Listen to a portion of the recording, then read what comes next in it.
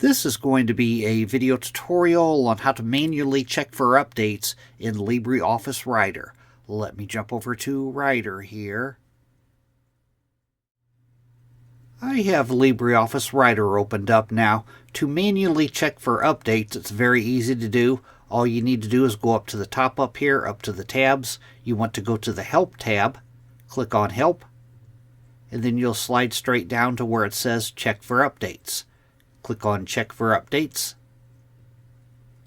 It'll do a little scanning, and it tells me right here LibreOffice 25.8 is up to date. I'm going to close it out. That is how to manually check for updates in LibreOffice Writer. Thanks for watching.